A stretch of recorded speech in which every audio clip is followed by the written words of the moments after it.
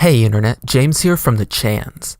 Now a lot of people have been wondering how the doubles meta will develop in Ultimate, and a lot of new players may be wondering just how exactly should they play doubles in the first place.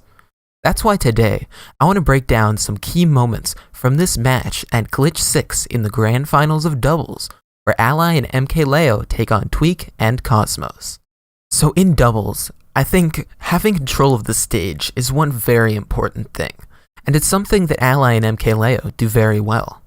You see, with just how chaotic this mode can be, it's very hard often to use little microspacing options, and so instead, you're going to want to simply try and create as much space as possible so that you don't have to worry about those few pixels that you could get hit by.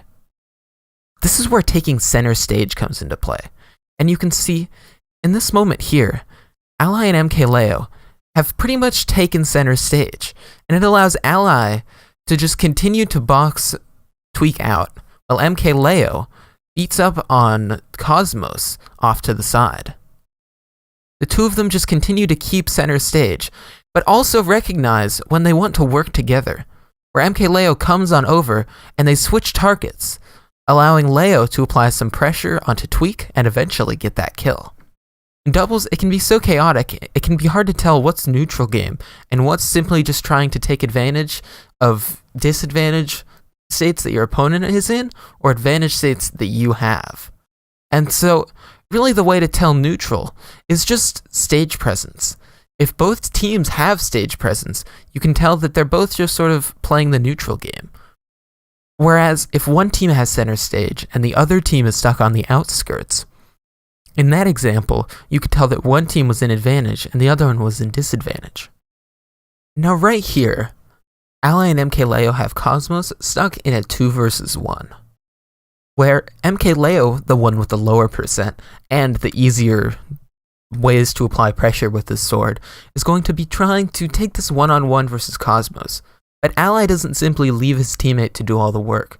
No, instead he very smartly keeps the center stage area, as MkLeo beats up on Cosmos. And as Ally just sort of keeps this area in case Cosmos tries to run away, he's also watching and looking for when he may be needed. For example here, as Cosmos uses that jab to push Leo back and keep him in shield, Ally very smartly moves up to this top platform, simply because this is a situation that Cosmos may want to use to try and get out of there and jump away to sort of reset where the stage is instead of being stuck here at ledge. So Ally very smartly moves to this top platform and stops him from doing so, as Cosmos is just sort of stuck there, still trying to stay alive by ledge. Now right here at the beginning of the 5th game in the first set of this Grand Finals, Ally makes a pretty smart move. See, immediately at the start, he's just chucking some grenades in, and then he plants a C4 right there on the ground. And what the C4 does is that he knows exactly what Tweek and Cosmos are going for. You see, they might not have the spacing that Leo and Ally have, but they most definitely have much more speed, and so they're going to be trying to zone break a lot of the time and get up in these two players' faces. And so, Ally places that mine there, knowing this, and Cosmos walks right into it.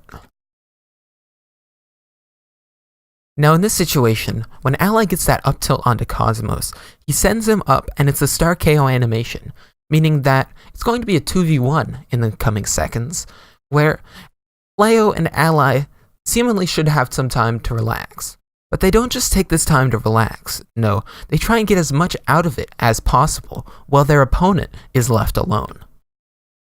So, Leo applies pressure like we've seen in previous 2v1s, and they get that grab, and they both just continue to apply this pressure and knock him off stage and do a lot more percentage.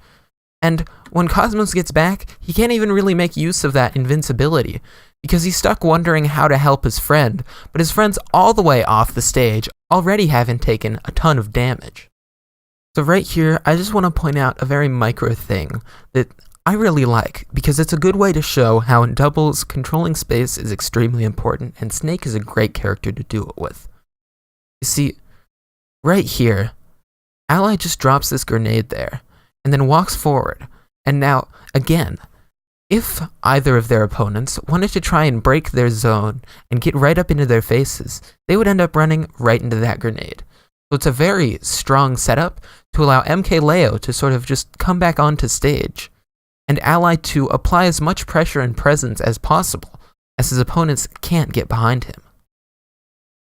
Now, before, I had talked about how in these 2v1 situations, it's very important to capitalize, and that Leo and Ally are very good at doing that. Now, here is one particular situation in which Tweek has just been killed and Cosmos is left alone, and Cosmos does something very smart. You see, Cosmos first hits Ally, like you saw there, but then immediately backs off. What this backing off does is that Leo's going to be extremely tempted to just come in with his big sword and try and disrupt whatever Cosmos is trying to do. And so Cosmos says, hey, I don't really care about that, I'm just going to take what I can and go, because he realizes that he's the one who's going to have to wait for his teammate to come back, as he is in a 2 versus 1 situation. So he very smartly backs off, causing Leo to hit his ally, causing Leo to hit his teammate, as he just safely goes to ledge. Alright guys, so wrapping things up with one final thing that pro players do in doubles that you can use to improve your own doubles play as well. So, in this situation, just focus on Ally right now. He gets a grab onto Tweek, and normally you would think to simply go for a forward throw to maintain this control of the stage, but what Ally does instead is he goes for a back throw, and back throw has a hitbox on it, so it's going to hit Cosmos away. But as well as that, now that he's gotten Cosmos away, so Cosmos can't punish him for sort of being vulnerable when he's holding on to Tweek, MkLeo is easily able to string an up air and finish off Tweek. This is getting a lot more out of that one simple throw than just stage control. So, there you have it, some analysis of Ally and MkLeo versus Tweek and Cosmos, Ultimate Doubles Grand Finals at Glitch 6. If you enjoyed this content and would like to see more, please do subscribe. I'm really liking just pumping out these videos for you guys. And comment below what you want to see next. If there's any certain sets or any specific characters that you'd be interested in, I'd be happy to take a look at them. With that all said, I'll see you in the next one. Peace out.